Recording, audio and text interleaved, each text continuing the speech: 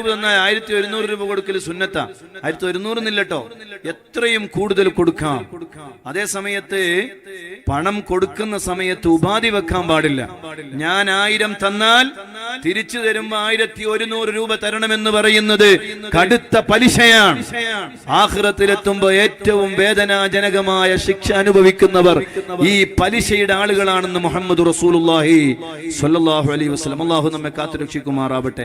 അതുകൊണ്ട് ഉപാധിയൊന്നും വെക്കാൻ പാടില്ല. 1000 രൂപ തന്നാൽ അത് തിരിച്ചു കൊടുക്കുമ്പോ നമുക്ക് എത്രയും അധികം കൊടുക്കാം. അത് സുന്നത്താണെന്ന് മുഹമ്മദ് റസൂലുള്ളാഹി സ്വല്ലല്ലാഹു അലൈഹി വസല്ലം. ഖിയാനത്ത് പോലെയുള്ള ഗ്രന്ഥങ്ങളിലൊക്കെയും വലിയ മഹാന്മാർ അത് വിശദമായി വിവരിക്കുന്നുണ്ട്. ഞാൻ ഇപ്പോൾ അങ്ങോട്ട് കടന്നു പോകുന്നില്ല. മുഅ്മിനീങ്ങളെ, ഇവിടെ അതുമല്ല, ഇവിടെ ഒരു പ്രായച്ചിത്തമാണ്. എന്താണ് പ്രായച്ചിത്തം? ഉമർ ഇബ്നുൽ ഖത്താബ് തങ്ങളെ, നിങ്ങൾക്ക് കടം തന്ന പണം, നമുക്ക് കടം തന്ന പണം അദ്ദേഹം അവധി തീരുന്നതിന് മുമ്പ് തിരിച്ചു ചോദിച്ചപ്പോ അദ്ദേഹത്തെ കൊന്നുകളയണമെന്ന ഒരു ചിന്ത നിങ്ങളെ കൽബിലേക്ക് വന്നു. ആ ചിന്ത പാടില്ല. ആ സ്വഭാവം നല്ലതല്ല. അങ്ങനെ ഒരു സ്വഭാവം നിങ്ങളുടെ ഭാഗത്തു നിന്നുണ്ടായത് കൊണ്ട് അതിന് പ്രായച്ചിത്തമായി ഒരു 20 ദീനാർ അധികമായി കൊടുക്കണേ. മുഹമ്മദുർ റസൂലുള്ളാഹ് ഈ കടം തന്ന പണവും അതിന്റെ കൂടെ 20 ദീനാർ അധികവുമുള്ള പണവുമായി അതെ ഉമർ ഇബ്നുൽ ഖത്താബ് റളിയല്ലാഹു അൻഹു ആ ജൂതനായ സയ്യിദ് ഇബ്നു സനയുടെ മുന്നിലേക്ക് പോകുന്നു. ആ പണം അതാ തിരിച്ചു കൊടുക്കുകയാണ്. സയ്യിദ് ഇബ്നു സന ആ പണം കയ്യിലെടുത്ത് അതങ്ങ് എണ്ണി നോക്കുന്ന സമയം ഒരു 20 ദീനാർ അധികമാണ്. ചോദിക്കുന്നു ഉമർ തങ്ങളെ, എന്തിനാണ് ഒരു 20 ദീനാർ അധികം തന്നത്? അപ്പോഴാണ് പറയുന്നത്, ഈ പണം നിങ്ങൾ തിരിച്ചു ചോദിച്ചത് അവധി തീരുന്നതിന്റെ മുമ്പല്ലേ? അത് ചെയ്തത് അന്യായമല്ലേ? ആ അന്യായം ചെയ്തപ്പോ നിങ്ങളെ കൊന്നുകളയണമെന്ന ഒരു ചിന്ത എന്റെ കൽബില് വന്നുപോയി. അതിന് പ്രായച്ചിത്തമായി ഒരു 20 ദീനാർ അധികം തരാൻ മുഹമ്മദുർ റസൂലുള്ളാഹ് സ്വല്ലല്ലാഹു അലൈഹി വസല്ലമ തങ്ങൾ എന്നോട് കൽപ്പിച്ചതാണ്.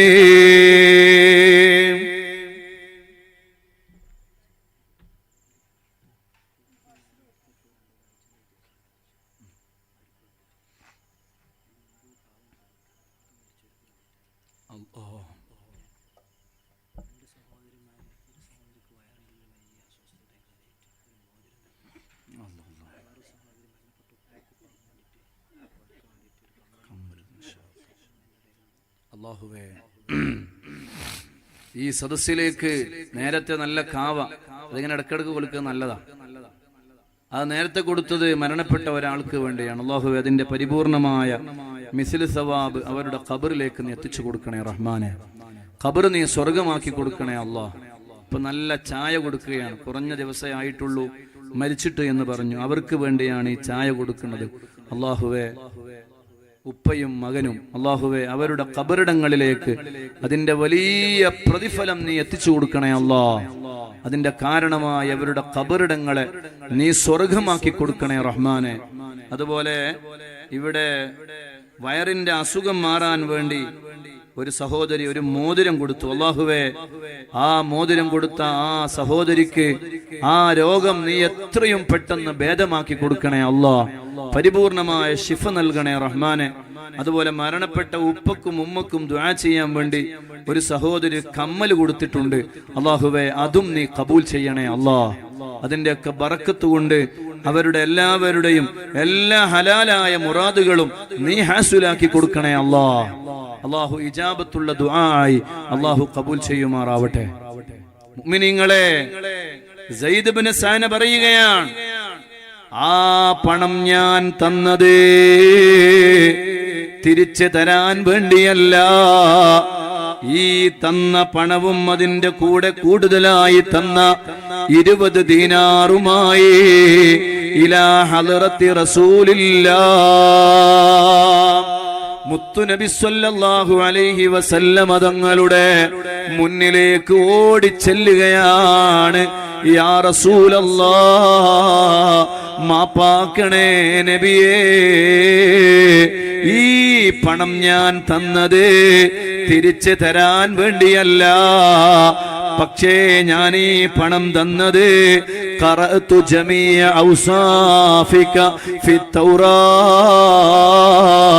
തൗറാത്ത് ഞാനിങ്ങനെ വായിച്ചു കൊണ്ടിരിക്കുമ്പോ തങ്ങളുടെ ഒരുപാട് സ്വഭാവ ഗുണങ്ങൾ ഞാൻ ആ തൗറാത്തിൽ വായിച്ചിട്ടുണ്ട് നബിയേ. സുബ്ഹാനല്ലാഹ്, എല്ലാ സ്വഭാവങ്ങളും കുല്ലുഹാ മുതഹഖിഖതും ഫീക്, എല്ലാം സത്യമാണ് തങ്ങളെ. എന്ത് സ്വഭാവങ്ങൾ തങ്ങളെ കുറിച്ച് പറഞ്ഞിട്ടുണ്ടെങ്കിലും അതെല്ലാം യാഥാർത്ഥ്യമാണ്. എല്ലാ സ്വഭാവ ഗുണങ്ങളും മേളിച്ച ഒരു തങ്ങളാണല്ലോ നിങ്ങൾ മുഹമ്മദുർ റസൂലുള്ളാഹി. ആ തൗറാത്ത് ഞാൻ ഇങ്ങനെ വായിച്ചു കൊണ്ടിരിക്കുമ്പോ സുബ്ഹാനല്ലാഹ്, നിങ്ങളുടെ ഗുണഗണങ്ങൾ ആ തൗറാത്തിൽ പറയുന്നുണ്ട്.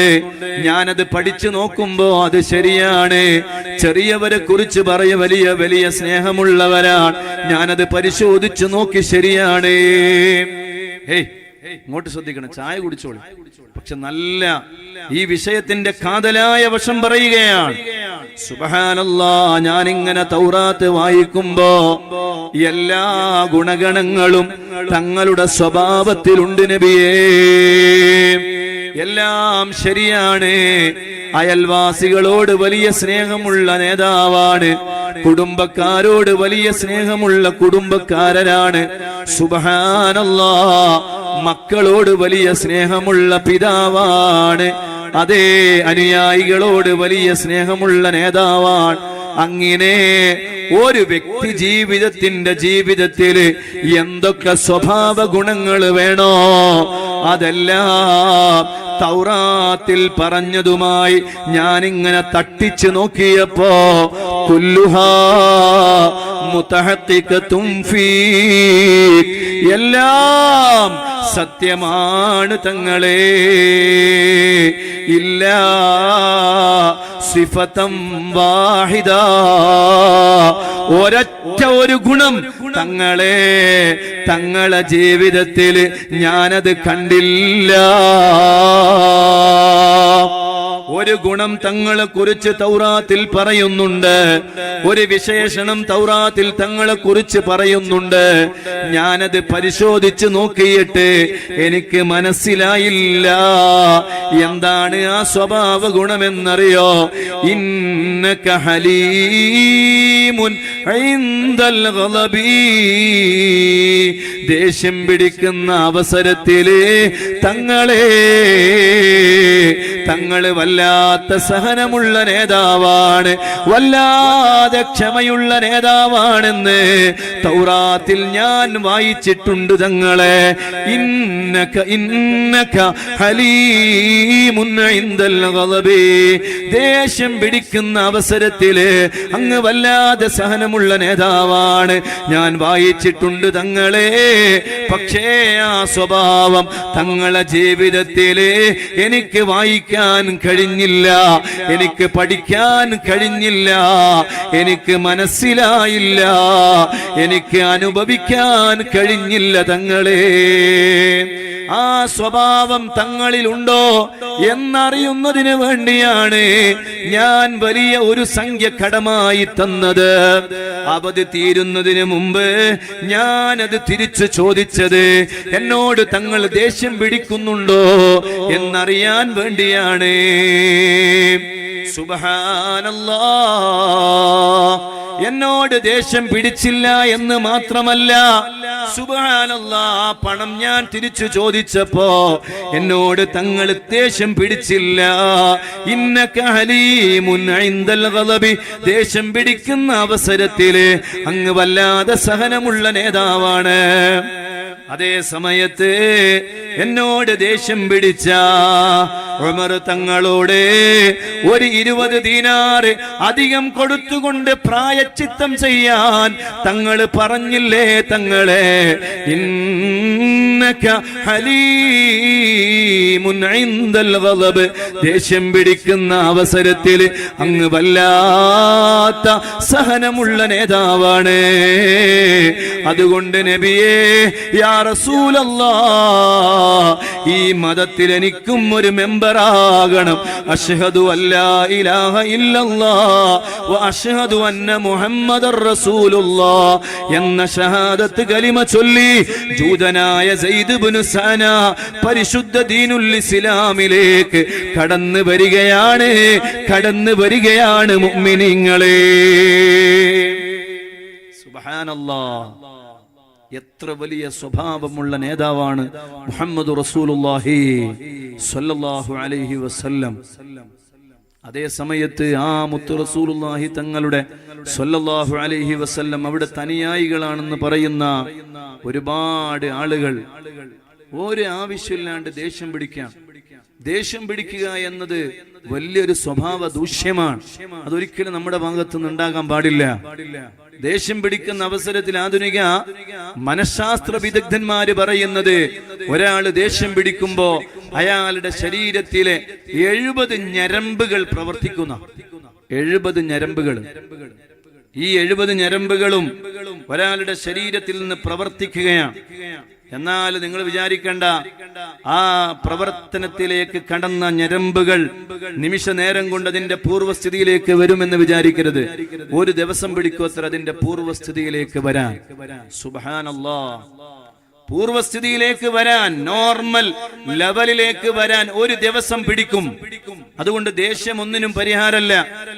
അതുകൊണ്ടാണ് ഹബീബായ തങ്ങൾ പറഞ്ഞത്, ലൈസ ശദീദു ബിസ്സുറാ, അതേ നിങ്ങളിൽ പരസ്പരം രണ്ടാളുകൾ ശണ്ട കൂടുന്ന സമയത്ത്, അതേ നിങ്ങളിൽ ആരാണോ വിജയിക്കുന്നത് അയാളല്ല ഏറ്റവും വലിയ യോദ്ധാവ്. നിങ്ങൾ രണ്ടാളുകള് പരസ്പരം യുദ്ധം നടക്കുകയാണ്, അല്ലെങ്കിൽ ശണ്ട കൂടുകയാണ്, പരസ്പരം രണ്ടാളുകൾ വലിയ തർക്കത്തിൽ ഏർപ്പെടുകയാണ്. അങ്ങനെ അങ്ങോട്ടും ഇങ്ങോട്ടും അടിപിടി കൂടി ആ അടിയിൽ വിജയിക്കുന്ന ആളാണ് ഏറ്റവും വലിയ ശക്തവാന് എന്നാണ് നിങ്ങളുടെ ധാരണയെങ്കിൽ ആ ധാരണ ശരിയല്ല. അല്ലാഹുവിന്റെ റസൂൽ പഠിപ്പിക്കുകയാണ്, ഇന്നമശ്ശദീദുല്ലദീ യംലികു നഫ്സഹു ഇൻദൽ ഗളബ്, ദേഷ്യം പിടിക്കുന്ന അവസരത്തിൽ സ്വന്തം ശരീരത്തെ പിടിച്ചു നിർത്തുന്നവനാരോ അവനാണ് ഏറ്റവും വലിയ ശക്തവാൻ, മുഹമ്മദ് റസൂലുള്ളാഹി സ്വല്ലല്ലാഹു അലൈഹി വസല്ലം. അതുകൊണ്ട് ദേഷ്യം പിടിക്കുന്നതിനൊരു പരിഹാരമല്ല. സ്വന്തം ഭാര്യമാരോട് ദേഷ്യം പിടിക്കുന്ന ആളുകളുണ്ട്, ഒരു ആവശ്യമില്ലാണ്ട് സ്വന്തം ഭാര്യമാരുടെ മുഖത്തേക്ക് അടിക്കുന്ന ഭർത്താക്കന്മാര് വരെയുണ്ട്. നഊദു ബില്ലാഹ്. ഒരു നിസ്സാരമായ വിഷയം, രാവിലെ മുതൽ അധ്വാനിച്ച് ഒരു പക്ഷേ അവർ ഏതെങ്കിലും ഒരു ഭക്ഷണം ഉണ്ടാക്കി തന്ന് ആ ഭക്ഷണത്തിൽ എന്തെങ്കിലും ഒരു ഉപ്പ് കുറഞ്ഞു പോയാൽ അന്ന് സ്വന്തം ഭാര്യയുടെ മേക്കിട്ട് കയറുന്ന ഭർത്താക്കന്മാരുള്ള ഒരു കാലം. നഊദു ബില്ലാഹ്. നിസ്സാരമായ പ്രശ്നത്തിന്റെ പേരിൽ എന്തൊക്കെ കുടുംബ കലഹങ്ങളാണ് നടക്കുന്നത്. സ്വന്തം കുടുംബത്തിൽ ഒരു ഐക്യമില്ല. അതിന്റെ പിന്നിലുള്ള കാരണം അനാവശ്യമായ ദേഷ്യമാണ്. ആ ദേഷ്യത്തൊന്ന് പിടിച്ചു നിർത്തിയാൽ എല്ലാത്തിനും പരിഹാരമാകും. എന്നോട് മലപ്പുറം ജില്ലയിലുള്ള ഒരു സുഹൃത്ത് പറഞ്ഞു, ഉസ്താദെ നന്നായി ദുആ ചെയ്യണം. ഞാൻ ചോദിച്ചു എന്താ പ്രശ്നം? അപ്പൊ പറഞ്ഞു, എന്റെ ഉപ്പാപ്പ മരിച്ചു. ഉപ്പാപ്പ മരിച്ചപ്പോ എന്റെ ബാപ്പയും എന്റെ ബാപ്പന്റെ അനുജന്മാരും ഒക്കെയും വലിയ തർക്കത്തിലാണ്. എന്താ തർക്കം? സുബ്ഹാനല്ലാഹ്, നിസ്സാരമായ ഖബറിലേക്ക് പോലും കൊണ്ടുപോകാത്ത സ്ഥലത്തിന്റെ പേരിൽ സ്വന്തം ഉപ്പയുടെ സ്വത്ത് ഓഹരി ചെയ്തപ്പോ ആ ഓഹരി ചെയ്ത സ്വത്തിന്റെ പേരിൽ സ്വന്തം ജ്യേഷ്ഠനും അനുജനും തമ്മിൽ തർക്കിച്ചുകൊണ്ട് പരസ്പരം യുദ്ധത്തിന്റെ പോർവിളികൾ നടത്തുന്ന ആളുകൾ വരെയുണ്ട്. നഊദു ബില്ലാഹ്. എന്തിനാണ് ഇതിന്റെ ആവശ്യം? നമ്മുടെ ഖൽബ് നന്നാകണം, നമ്മുടെ ഹൃദയം നന്നാവണം. എന്റെ ഉപ്പയുടെ രക്തമാണ് എന്റെ ജ്യേഷ്ഠന്റെ, എന്റെ അനുജന്റെ ശരീരത്തിലുള്ളത് എന്ന് മനസ്സിലാക്കാൻ നമുക്ക് കഴിയണം. ഇന്നലെ ഞാൻ ബഹുമാനപ്പെട്ട വൈലത്തൂർ തങ്ങളുടെ പരിശുദ്ധമായ ഉറൂസ് മുബാറക്കിൽ പങ്കെടുത്തപ്പോ അവിടെ ഒരു ചെറുപ്പക്കാരൻ വന്നു, ഉസ്താദേ എന്റെ ജ്യേഷ്ഠൻ ഗൾഫിൽ നിന്ന് മരിച്ചിട്ട് 7 മാസമായി. 7 മാസമായിട്ട് ഞാൻ എല്ലാ ദിവസവും സുബഹിക്ക് ശേഷം എന്റെ ജ്യേഷ്ഠന്റെ ഖബറിന്റെ അടുക്കൽ പോയി സിയാറത്ത് ചെയ്യും. ഉസ്താദ് ദുആ ചെയ്യണം, എല്ലാ ദിവസവും എന്റെ മരണം വരെ ആ ജ്യേഷ്ഠന്റെ ഖബറിന്റെ അടുത്ത് പോയി സിയാറത്ത് ചെയ്യാനുള്ളൊരു മനസ്സും അതിനുള്ളൊരു സാഹചര്യവും തൗഫീഖും ഉണ്ടാകാൻ വേണ്ടി ഉസ്താദ് എനിക്ക് വേണ്ടി ദുആ ചെയ്യണം. ഞാൻ ഗൾഫിലേക്ക് വരെ പോകുന്നത് നിർത്തിവെച്ചു. എനിക്കിനി ഗൾഫിൽ പോകണമെന്നില്ല, എനിക്കിവിടെ കൂലിപ്പണി ചെയ്ത് ജീവിച്ചാൽ മതി. എന്റെ ജ്യേഷ്ഠന്റെ ഖബറിന്റെ അടുക്കലേക്ക് എനിക്ക് എല്ലാ ദിവസവും പോകണമെന്ന് പറഞ്ഞ ആ സഹോദരൻ എന്നോട് കരഞ്ഞു പറയുകയുണ്ടായി. അല്ലാഹുവേ, അവരുടെ ഖബർ നീ സ്വർഗമാക്കി കൊടുക്കണേ അല്ലാ. സ്വന്തം ജ്യേഷ്ഠനോട്, സ്വന്തം അനുജനോട് നല്ല സ്നേഹമുള്ള കുടുംബാംഗങ്ങള് ഇല്ല എന്നല്ല ഞാൻ പറയുന്നത്, ഉണ്ട്. പക്ഷേ നിസ്സാര പ്രശ്നത്തിന്റെ പേരില് ഓ മോനെ, ഓ മനുഷ്യ, ഓ സഹോദരാ, ഓ മുഅ്മിനേ, നിന്റെ ഭാര്യയോട്, നിന്റെ ജ്യേഷ്ഠനോട്, നിന്റെ അനുജനോട്, നിന്റെ അയൽവാസിയോട്, നിന്റെ കുടുംബക്കാരോട്, നിന്റെ കൂട്ടുകാരോട് നീ അനാവശ്യമായി അതേ സ്വഭാവ ദൂഷ്യം കാണിക്കല്ല, ദേഷ്യം പിടിക്കല്ല. അല്ലാഹു നമ്മുടെ ഖൽബ് നന്നാക്കി തരട്ടെ. ഈ സ്വഭാവങ്ങളെല്ലാം ലോകത്തിന്റെ മുന്നിൽ കാണിച്ചു കൊടുത്ത നേതാവാണ് മുഹമ്മദുർ റസൂലുള്ളാഹി സ്വല്ലല്ലാഹു അലൈഹി വസല്ലമ തങ്ങളുടെ അനുയായികളല്ലേ. ഒരിക്കലും സ്വഭാവ ദൂഷ്യമുള്ളവരായി നമ്മൾ മാറിക്കൂടാ. നമ്മുടെ ഖൽബ് നന്നാവണം, നമ്മുടെ ഹൃദയം നന്നാവണം, നമ്മുടെ സ്വഭാവം നന്നാവണം. ധാരാളം സുഹൃതങ്ങൾ ചെയ്യാൻ നമുക്ക് സാധിക്കണേ. അല്ലാഹുവേ, നീ ഞങ്ങൾക്ക് തൗഫീഖ് നൽകണേ അല്ലാ. ഹബീബായ സയ്യിദുനാ മുഹമ്മദുർ റസൂലുള്ളാഹി സ്വല്ലല്ലാഹു അലൈഹി വസല്ലമ തങ്ങളുടെ പ്രിയപ്പെട്ട മകള് ബീവി സൈനബ റളിയല്ലാഹു അൻഹാ. ആ സൈനബ ബീവി റളിയല്ലാഹു അൻഹാ, അതേ ഹബീബായ തങ്ങള് സൈനബ ബീവിയെ മക്കയിൽ വെച്ചാണ് കല്യാണം കഴിച്ചു കൊടുക്കുന്നത്. ആരാണ് പുതിയാപ്പിളയെന്നറിയോ? അംർ ഇബ്നു ആസ്. സുബ്ഹാനല്ലാഹ്.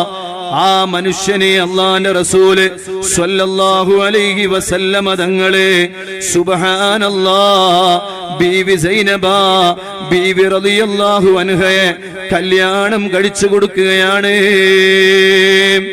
അബുൽ ആസ് ഇബ്നു റബീഅ എന്നാണ് പേര്. സുബ്ഹാനല്ലാഹ്, കല്യാണം കഴിച്ചു കൊടുക്കുന്നു. ആ കല്യാണം കഴിച്ചു കൊടുത്തപ്പോ അന്ന് അതേ ഇസ്ലാമിന്റെ ദീനിന്റെ ശരീഅത്തിന്റെ നിയമങ്ങളോ അല്ലെങ്കിൽ നുബൂവത്തിന്റെയോ, അത് നുബൂവത്തിന്റെയും മുമ്പാണ് ഈ സംഭവ വികാസങ്ങളൊക്കെ നടക്കുന്നത്. സുബ്ഹാനല്ലാഹ്. പരിശുദ്ധമായ മക്കയിൽ നിന്ന് എല്ലാവരും മദീനയിലേക്ക് പലായനം ചെയ്തപ്പോ അബുൽ ആസ് ഇബ്നു റബീഅ, അതേ മഹദിയായ ബീവി സൈനബ റളിയല്ലാഹു അൻഹയെ മക്കയിൽ നിന്ന് മദീനയിലേക്ക് പറഞ്ഞയച്ചില്ല. അല്ലാഹുവിന്റെ റസൂല് വല്ലാതെ വേദനിച്ച സമയങ്ങളാണ്, വല്ലാതെ വേദനിച്ച നിമിഷങ്ങളാണ്. എന്തേ കാരണമെന്നറിയോ? സ്വന്തം മകൾ ഇപ്പോഴും മക്കയിലാണ്, എല്ലാവരും മദീനയിലേക്ക് പലായനം ചെയ്തിരിക്കുകയാണ്. പക്ഷേ അബുൽ ആസ് ഇബ്നു റബീഅക്ക് സൈനബ ബീവി റളിയല്ലാഹു അൻഹയെ വിടാൻ ഒരു മനസ്സുമില്ല. അള്ളാന്റെ ദീനിലേക്ക് അദ്ദേഹം കടന്നു വന്നിട്ടുമില്ല. സുബ്ഹാനല്ലാഹ്. മുത്തു റസൂലുള്ളാഹി തങ്ങളുടെ മനസ്സ് വല്ലാതെ വേദനിച്ച സമയങ്ങളാണ്, നിമിഷങ്ങളാണ്. സുബ്ഹാനല്ലാഹ്. എന്തേ കാരണമെന്നറിയോ? അബുൽ ആസ് ഇബ്നു റബിയ സൈനബ ബീവിയെ വിടുന്നില്ല. അബുൽ ആസ് ഇബ്നു റബിയ പറയുകയാണ്, ഇത്രയും നല്ല സ്വഭാവമുള്ള ഒരു പെണ്ണിനെ ഞാൻ പറഞ്ഞയച്ചാൽ പിന്നെ എനിക്ക് വേറെ ഇതുപോലത്തൊരു പെണ്ണിനെ ദുനിയാവ് മുഴുവനും തെരഞ്ഞാലും എനിക്ക് കിട്ടൂല്ല. എന്തേ കാരണമെന്നറിയോ? അത്രയും നല്ല സ്വഭാവമുള്ള ഒരു മഹദിയായിരുന്നു ബീബി സൈനബ റളിയല്ലാഹു അൻഹാ. എന്തേ കാരണമെന്നറിയോ മുഅ്മിനീങ്ങളെ? സൈനബ ബീബി റളിയല്ലാഹു അൻഹയുടെ ഉമ്മ ആരാണെന്നറിയോ? മഹദിയായ ബീബി ഖദീജ. ഞാൻ എൻ്റെ ഉമ്മമാരോട് പറയുന്നത്, സ്വന്തം മക്കളുടെ സ്വഭാവ ഗുണങ്ങള് നന്നാകുന്നത് ഒരു ഉമ്മയുടെ തർബീയത്തില് ഒരു മക്കള് ജീവിക്കുമ്പോഴാണ് കേട്ടോ. മക്കളെ നന്നായി പോറ്റി വളർത്തണേ. സുബ്ഹാനല്ലാഹ്. അബുൽ ആസ് ഇബ്നു റബിയ പറയുകയാണ്, ഇല്ല ഇല്ല, എന്റെ സൈനബയെ ഞാൻ വിടൂല്ല. കാരണം സൈനബയെ ഞാൻ പറഞ്ഞയച്ചാൽ സൈനബയോളം അത്രമാത്രം സ്വഭാവമുള്ള ഒരു പെണ്ണിനെ എനിക്ക് ദുനിയാവിൽ കിട്ടൂല്ല. അത്രയും നല്ല സ്വഭാവമാണ്. ആ സ്വഭാവത്തെ രൂപപ്പെടുത്തിയതാരാണ്? ബീവി ഖദീജ. സുബ്ഹാനല്ലാഹ്. വല്ലാത്ത സ്നേഹമല്ലേ മുത്തുനബി സ്വല്ലല്ലാഹു അലൈഹി വസല്ലമ തങ്ങൾക്ക് ആ പ്രിയപ്പെട്ട ഭാര്യയോട്. എന്തേ കാരണമെന്നറിയോ? അത്രയും നല്ല സ്വഭാവമുള്ള മഹദിയാണ് ബീവി ഖദീജ. സാന്ദർഭികമായി ഞാൻ പറയട്ടെ, ബീവി ഖദീജ റളിയല്ലാഹു അൻഹയെ മോശമാക്കിക്കൊണ്ട് അവിടുത്തെ ചിത്രത്തെ, അവിടുത്തെ ചരിത്രത്തെ മോശമാക്കിക്കൊണ്ട് ഒരു സിനിമ ചിത്രീകരിച്ചിട്ടുണ്ട്. അതിന്റെ പ്രഭാഷണങ്ങളും അതിന്റെ സമയങ്ങളും ഒക്കെ കഴിഞ്ഞു എന്ന് നിങ്ങൾക്ക് തോന്നുന്നുണ്ടാവാം. പക്ഷേ ഞാൻ പറയട്ടെ, ഇപ്പോഴും അതിന്റെ റിലീസ് നടന്നിട്ടില്ല. സുബ്ഹാനല്ലാഹ്. കുറഞ്ഞ ദിവസങ്ങൾ കൊണ്ട് അതിന്റെ റിലീസ് നടക്കുകയാണ് എന്നാണ് അറിയുന്നത്. ഖദീജ ഉമ്മയോട് സ്നേഹമുള്ള മുഅ്മിനേ, ചെറുപ്പക്കാരാ, അല്ലാഹുവിന്റെ റസൂലിനോട് സ്നേഹമുള്ളവനാണോ മുത്തുനബിയെ അവമതിക്കുന്ന രൂപത്തിൽ ആ ചരിത്രത്തെ ഒരു പ്രേമമായി ചിത്രീകരിച്ചുകൊണ്ട് ലോകത്തിന്റെ മുന്നിൽ മുത്തുനബിയെ മോശമാക്കാൻ വേണ്ടി ചിത്രീകരിച്ച ഒരു സിനിമ, നീ ആ സിനിമ കാണാൻ വേണ്ടി നീ സിനിമാ കേന്ദ്രത്തിലേക്ക് പോയി അത് കണ്ടുകൊണ്ടിരുന്നാൽ നീ ചെയ്യുന്നത് ഹബീബായ തങ്ങളോട് ചെയ്യുന്ന ഏറ്റവും വലിയ അപരാധമാണ്. ഖദീജ ഉമ്മ റളിയല്ലാഹു അൻഹ അത് ഇഷ്ടപ്പെടൂല്ല. സാന്ദർഭികമായി ഞാൻ ഓർമ്മപ്പെടുത്തു എന്ന് മാത്രം. ഓ എന്റെ മുഅ്മിനീങ്ങളെ, ഈ സൈനബ ബീവി റളിയല്ലാഹു അൻഹ സുബ്ഹാനല്ലാഹ് കല്യാണം കഴിയുന്ന സമയത്ത് അതേ ഖദീജ ഉമ്മ റളിയല്ലാഹു അൻഹ ഒരു മാല കൊടുത്തിരുന്നു. ഒരു സ്വർണമാലയാണ്. സുബ്ഹാനല്ലാഹ്. ആ സ്വർണമാല അതേ മക്കയിൽ നിന്ന് പരിശുദ്ധമായ ബദർ രണാങ്കളത്തിലേക്ക് യുദ്ധത്തിന് വരുമ്പോ അതേ അബുൽ ആസ് ഇബ്നു റബിയ കയ്യിൽ കരുതിയിരുന്നു. ആ മാലയുമായിട്ടാണ് ബദർ രണാങ്കളത്തിലേക്ക് വന്നത്. സുബ്ഹാനല്ലാഹ്. അല്ലാഹുവിന്റെ റസൂല് തന്ത്രപൂർവം അബുൽ ആസ് ഇബ്നു റബിയയെ മക്കയിൽ നിന്ന് ബദർ രണാങ്കളത്തിലെത്തിച്ചു. അങ്ങനെ ബദർ രണാങ്കളത്തിൽ വെച്ചുകൊണ്ട് സുബ്ഹാനല്ലാഹ് യുദ്ധത്തിൽ ഒരുപാട് ആളുകളെ പിടികൂടുന്ന സമയത്ത് അബുൽ ആസ് ഇബ്നു റബിയയെ പ്രത്യേകം ബന്ദിയാക്കാൻ പിടികൂടാൻ അള്ളാന്റെ റസൂല് സ്വഹാബത്തിന് നിർദ്ദേശം കൊടുത്തിരുന്നു. കാരണം പൊന്നുമോളാകുന്ന സൈനബ ബീബി റളിയല്ലാഹു അൻഹ ഇപ്പോഴും മക്കയിലാണ്. ആ മകളെ മദീനയിലേക്ക് എത്തിക്കണം. അള്ളാന്റെ റസൂല് വല്ലാതെ വേദനിച്ച സമയങ്ങളാണ്. അതിന് പരിഹാരമായി സുബ്ഹാനല്ലാഹ് യുദ്ധത്തടവുകാരനായി പിടികൂടുകയാണ്. യുദ്ധത്തടവുകാരെ മോചിപ്പിക്കണമെങ്കിൽ മോചനദ്രവ്യം നൽകണമെന്ന ഒരു നിബന്ധന മുത്തു റസൂലുള്ളാഹി തങ്ങള് മുന്നോട്ട് വെക്കുന്നു. ഈ നിബന്ധന മുന്നോട്ട് വച്ചപ്പോ സുബ്ഹാനല്ലാഹ് അബുൽ ആസ് ഇബ്നു റബീഅ മോചനദ്രവ്യമായി മുന്നോട്ട് വച്ചത് നബി കൈമാറിയത് ഈ കല്യാണ സമയത്ത് ഖദീജ ഉമ്മ സൈനബ ബീബി റളിയല്ലാഹു അൻഹക്ക് കിട്ടിയ ഈ സ്വർണമാലയാണ്.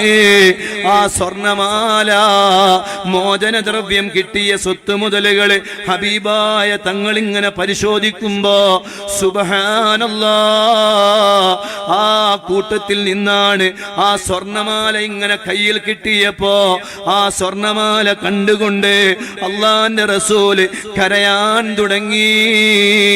എന്തേ കരയാനുള്ള കാരണമെന്നറിയോ? ഈ സ്വർണമാല ഏത് സ്വർണമാലയാണ്? സുബ്ഹാനല്ലാഹ് ഖദീജ ഉമ്മ ധരിച്ച സ്വർണമാലയാണ്.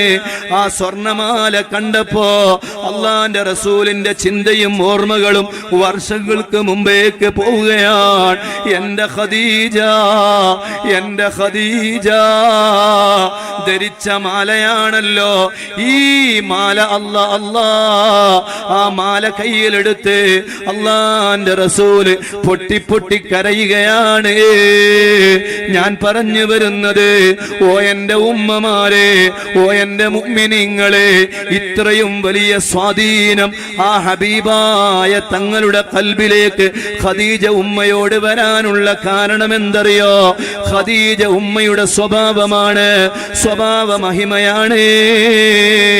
അത്രയും നല്ല സ്വഭാവം ജീവിതത്തിൽ പുലർത്തിയ ഉമ്മയാണ് ബീവി ഖദീജ റളിയല്ലാഹു അൻഹാ. മഹാനായ ജിബ്രീൽ അലൈഹിസ്സലാം പോലും താടിക്ക് കൈവച്ച് നിന്നില്ലേ? ജബലുന്നൂറിന്റെ മുകളിലേക്ക് ഖദീജ ഉമ്മ കയറി വരുമ്പോ സുബ്ഹാനല്ലാഹ് ഖദീജ ഉമ്മ വരുന്നത് കണ്ട് ആ മലയുടെ മുകളിൽ നിന്ന് താടിക്ക് കൈവച്ച് നിൽക്കുകയാണ് സയ്യിദുനാ ജിബ്രീൽ. ഇതെന്തൊരു ഉമ്മയാണ്, ഇതെന്തൊരു സ്വഭാവമാണ്, ഇതെന്തൊരു സ്വഭാവ ഗുണമാണ്. ഞാൻ എന്റെ ശബ്ദം ശ്രവിക്കുന്ന ഉമ്മമാരോട് പറയട്ടെ, ഓ ഉമ്മ, ഓ സഹോദരി, നമ്മുടെ സ്വഭാവം ഒന്ന് നന്നാക്കണേ. അല്ലാഹു നമ്മുടെ സ്വഭാവം നന്നാക്കി തരട്ടെ. സുബ്ഹാനല്ലാഹ് അയൽവാസികളോട് നിസ്സാര പ്രശ്നത്തിന്റെ പേരിൽ വഴക്കടിച്ച് ദിവസങ്ങളോളം പിണങ്ങി നിൽക്കുന്ന അയൽവാസികളായ ഉമ്മമാരില്ലേ, സഹോദരിമാരില്ലേ? നഊദു ബില്ലാഹ്, ഇത് ഏത് ഉമ്മത്തിലെ അനുയായികളാണ്? ഇതെന്ത് സ്വഭാവക്കേടാണ്? നിസ്സാര പ്രശ്നത്തിന്റെ പേരിൽ അയൽവാസികളോട് വരെ വലിയ ബന്ധം വിച്ഛേദിച്ച് വർഷങ്ങളോളം അല്ലെങ്കിൽ മാസങ്ങളോളം പിണങ്ങിക്കഴിയുന്നവരുണ്ട്. ഈ സദസ്സിൽ അങ്ങനെ ആരെങ്കിലും ഉണ്ടെങ്കിൽ ഇന്നത്തെ വഅദ് കൊണ്ട് അതിന് മാറ്റമുണ്ടാകണം. അതേ, അങ്ങനെ ആരെങ്കിലും ഉണ്ടെങ്കിൽ ഒന്ന് നന്നാവണേ. മരിച്ച് ഖബറിലേക്ക് പോകേണ്ടവരാണ് നമ്മളെല്ലാവരും. സ്വഭാവദൂഷ്യവുമായി ഖബറിലേക്ക് ചെന്നാൽ നമുക്ക് വിജയിക്കാൻ കഴിഞ്ഞുകൊള്ളണമെന്നില്ല. അള്ളാഹു നമ്മുടെ സ്വഭാവങ്ങളെ നന്നാക്കി തരട്ടെ. ബീബി ഖദീജ റളിയല്ലാഹു അൻഹ, സുബ്ഹാനല്ലാഹ്, സ്വർഗ്ഗത്തിലെ മണിമാളികയുണ്ട് ഖദീജ ഉമ്മ റളിയല്ലാഹു അൻഹക്ക്. മഹാനായ ജിബ്രീൽ അലൈഹിസ്സലാം പറയാണ് മുത്തു റസൂലുള്ളാഹി തങ്ങളോട്, ഇപ്പോൾ ഖദീജ ഉമ്മ ഇങ്ങോട്ട് വരും. വന്നു കഴിഞ്ഞാൽ ഖദീജ ഉമ്മയോട് സലാം പറയണം. ഫഖ്റ അലൈഹ സലാം മിൻ റബ്ബിഹാ. അള്ളാഹുവിൽ നിന്ന് ഉള്ള സലാം ഖദീജ ഉമ്മയോട് പറയണേ. സുബ്ഹാനല്ലാഹ്, അല്ലാഹ് സലാം പറയുകയാണ് ഖദീജ ഉമ്മയോട്. ഖദീജ ഉമ്മയോട് അല്ലാഹ് സലാം പറയാൻ ദുനിയാവിൽ അള്ളാന്റെ റസൂല് കഴിഞ്ഞാൽ അല്ലാഹ് സലാം പറഞ്ഞ ഏക വ്യക്തിത്വം ഉണ്ടെങ്കിൽ അത് ബീവി ഖദീജ റളിയല്ലാഹു അൻഹ മാത്രമാണ്. നിസ്കരിച്ചത് കൊണ്ട് കിട്ടിയതാണോ? അങ്ങനെ മനസ്സിലാക്കാൻ ഒരു വകുപ്പില്ല. കാരണം എന്താണെന്നറിയോ? നിസ്കരിച്ച ഒരുപാട് പ്രതിഫലമുണ്ട്, അതിലൊന്നും യാതൊരു തർക്കമില്ല. പക്ഷേ നിസ്കാരം കൊണ്ടാണ് ഖദീജ ഉമ്മക്ക് ഈ പ്രതിഫലം കിട്ടിയതെന്ന് മനസ്സിലാക്കാൻ വകുപ്പില്ല. കാരണം ഖദീജ ഉമ്മയുടെ വഫാത്തിന്റെ ശേഷമാണ് നിസ്കാരം നിർബന്ധമായത്. നോമ്പ് കൊണ്ട് കിട്ടിയതാണോ? അതും മനസ്സിലാക്കാൻ വകുപ്പില്ല.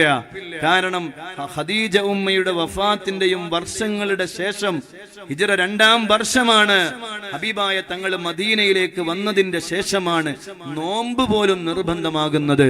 അപ്പം നോമ്പ് കൊണ്ടോ നിസ്കാരം കൊണ്ടോ മറ്റു വല്ല സക്കാത്തോ കർമ്മങ്ങളോ കൊണ്ടോ അല്ലാഹു സലാം പറഞ്ഞതല്ല.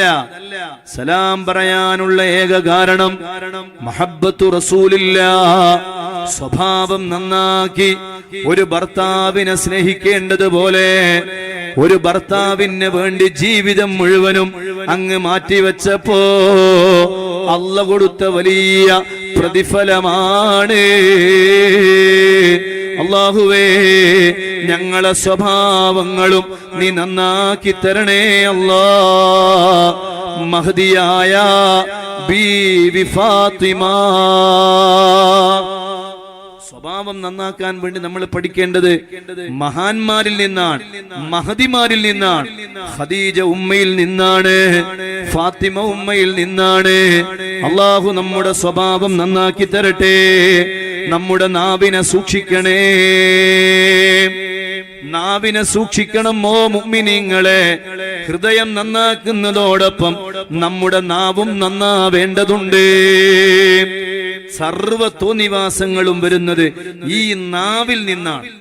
സുബ്ഹാനല്ലാഹ്, ഒരു മടിയുമില്ല, ചീത്ത വിളിക്കാൻ ഒരു മടിയില്ല, കളവ് പറയാൻ ഒരു മടിയുമില്ല. പച്ച കളവുകൾ പറയാൻ. കളവ് പറയല്ല എന്നും ചൊന്നാരേ, കള്ളന്റെ കയ്യില് പൊന്നെ കൊടുത്തോവർ. ഇത് റബീഉൽ ആഖിർ മാസമാണ്. ഗൗസുൽ ആലം തങ്ങൾ അനുസ്മരിക്കുന്ന മാസമാണ്. ആ ഗൗസുൽ ആലം തങ്ങൾ ചെറിയ പ്രായമായിരിക്കുമ്പോ ഉമ്മ ഇൽമ് പഠിക്കാൻ വേണ്ടി പറഞ്ഞയക്കുകയാണ്. സുബ്ഹാനല്ലാഹ്, എല്ലാവർക്കും അറിയുന്ന ചരിത്രമാണെങ്കിലും ഞാൻ പറയട്ടെ. 40 ദീനാർ വസ്ത്രത്തിൽ തുന്നിപ്പിടിപ്പിക്കുകയാണ്. വഴിയിൽ വെച്ച് കൊള്ള സംഘം പിടികൂടുകയാണ്. പിടികൂടിയപ്പോ പറയുന്നു, എന്റെ കയ്യിൽ 40 ദീനാറുണ്ട്. ആ കൊള്ളസംഘ തലവന്റെ മുന്നിലേക്ക് കൊണ്ടുപോവുകയാണ്. മോനെ, നിന്നെ സത്യം പറയാൻ പ്രേരിപ്പിച്ച ഘടകം എന്താണ്? സുബ്ഹാനല്ലാഹ്, സമയത്ത് ആ കുഞ്ഞുമോനാകുന്ന ഗൗസുൽ ആലം തങ്ങൾ പറയാണ്, എന്റെ ഉമ്മ എന്നോട് പറഞ്ഞിട്ടുണ്ട്, ആര് എന്ത് ചോദിച്ചാലും സത്യമല്ലാതെ പറയരുത്. ഇത് കേട്ടപ്പോ ആ കള്ളസംഘ തലവൻ പറയുകയാണ്, എത്ര കാലമായി ഞാൻ ഈ വഴിയിൽ നിന്ന് പലരുടെയും പല മുതലുകളും അപഹരിക്കുകയാണ്. എന്റെ റബ്ബ് എന്നോട് പറഞ്ഞിട്ടുണ്ടല്ലോ, കക്കരുത്, കളവ് നടത്തരുത്. ഒരു ഉമ്മാന്റെ വാക്ക് പോലും നീ പാലിച്ചുവല്ലോ മോനെ. അതേ സമയത്ത് ഞാൻ എന്റെ റബ്ബിന്റെ വാക്കിനെ ധിക്കരിച്ചവനായല്ലോ. സുബ്ഹാനല്ലാഹ്, ഖൽബിൽ മാനസാന്തരം ഉണ്ടാവുകയാണ്, ഖൽബ് നന്നാവുകയാണ്. ഗൗസുൽ ആലം തങ്ങൾ പറയുകയാണ്, എന്നിലൂടെ ആദ്യമായി വിലായത്തിന്റെ ഉന്നതമായ പദവിയിലേക്ക് കടന്നു വന്നത് ആ കൊള്ളസംഘ തലവനും അവരുടെ കൂടെയുള്ള ആളുകളുമാണ്. ഗൗസുൽ ആലം തങ്ങളുടെ ഒരൊറ്റ ഒരു സത്യത്തിന്റെ കാരണം കൊണ്ട് ആ കൊള്ളസംഘ തലവനും അയാളുടെ കൂടെയുള്ള ആളുകളും സുബ്ഹാനല്ലാഹ് വലിയ ഔലിയാക്കന്മാരായി മാറുകയാണ്. ഓ എന്റെ മുഅ്മിനീങ്ങളെ, സത്യമല്ലാത്തത് പറയരുതേ. അഷ്റഫുൽ ഖൽഖായ മുഹമ്മദുർ റസൂലുള്ളാഹി സ്വല്ലല്ലാഹു അലൈഹി വസല്ലമ തങ്ങൾ എല്ലാ 5 വക്ത് നിസ്കാരത്തിലും അല്ലാഹുവിനോട് ദുആ ചെയ്തിട്ടുണ്ട്. എന്താണ് മുത്തുനബിയുടെ ദുആ എന്നറിയുമോ? അള്ളാന്റെ റസൂല് ദുആ ചെയ്യുന്നത് അവരെ അത്തഹിയാത്തിന്റെ അവസാനത്തിൽ അല്ലാഹുമ്മ ഇന്നി അഊദു ബിക മിനൽ മഅ്സമി വൽ മഗ്റമി. സുഹൃതങ്ങൾ നമ്മളും പതിവാക്കണം. 5 വക്ത് നിസ്കാരത്തിലും ഈ ദുആ നമ്മളും കൊണ്ടുവരണം. സുബ്ഹാനല്ലാഹ് വ അഊദു ബിക മിൻ ഫിത്നത്തിൽ മഹിയാ വ ഫിത്നത്തിൽ മമാത് എന്ന് കഴിഞ്ഞതിന്റെ ശേഷം അള്ളാന്റെ റസൂൽ ദുആ ചെയ്യുന്നത് ഇമാം ബുഖാരി റളിയല്ലാഹു അൻഹു ഉദ്ധരിക്കുന്ന ഹദീസല്ലേ. അല്ലാഹുമ്മ ഇന്നി അഊദു ബിക മിനൽ മഅ്സമി വൽ മഗ്റമി. അല്ലാഹുവേ, പാപങ്ങൾ വന്നു പോകാവുന്ന വഴികളെ തൊട്ട് നീ എന്നെ കാക്കണേ അല്ലാഹ്.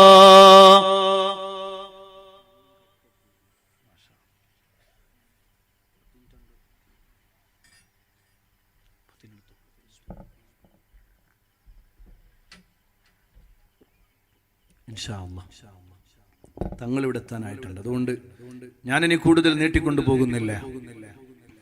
അള്ളാന്റെ റസൂൽ ദുആ ചെയ്യുകയാണ്. അല്ലാഹുമ്മ ഇന്നി അഊദു ബിക മിനൽ മഅ്സമി വൽ മഗ്റമി.